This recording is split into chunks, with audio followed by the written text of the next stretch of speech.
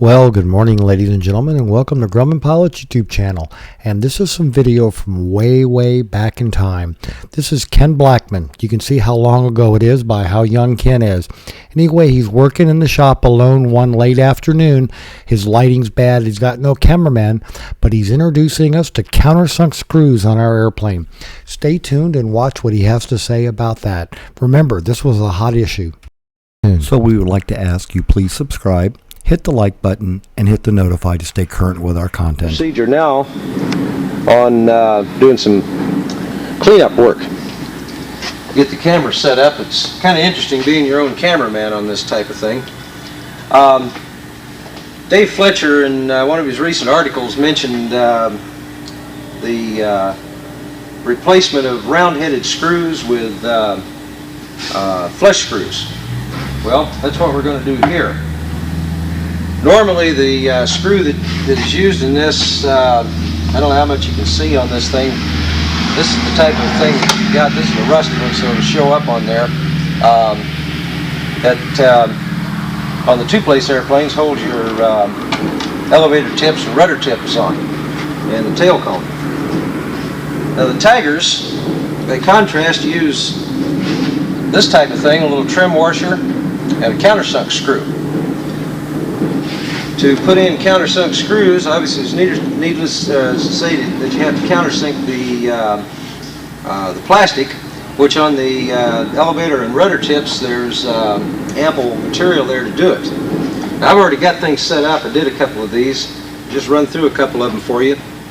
I'm using a stop countersink, which saves a little bit of grief and problems. I'm just going to start working on the back of this. And you want to countersink, of course, that centers in the hole.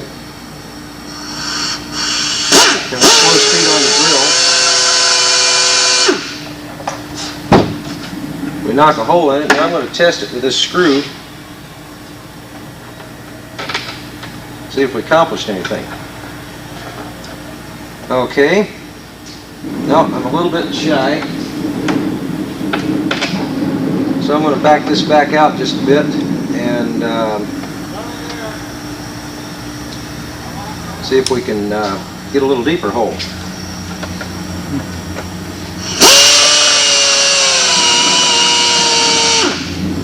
There, that got a little more material out of it.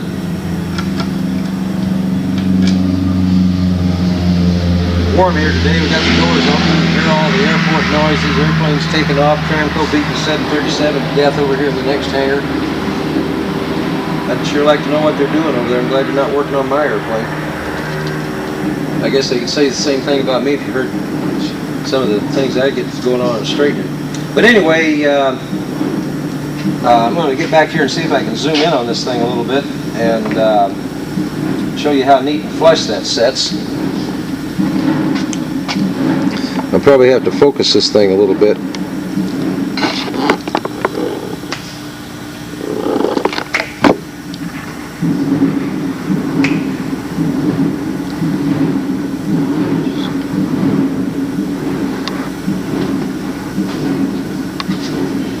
Okay, well, where's the one I worked on? There we go.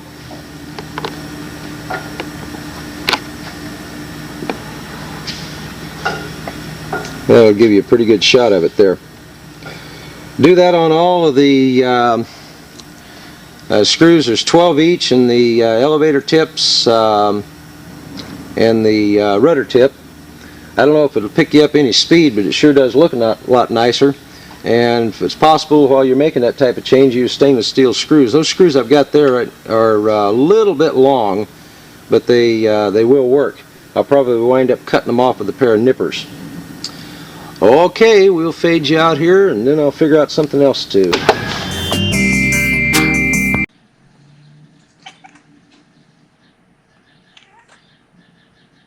And here are the cats on the back porch just watching the birds.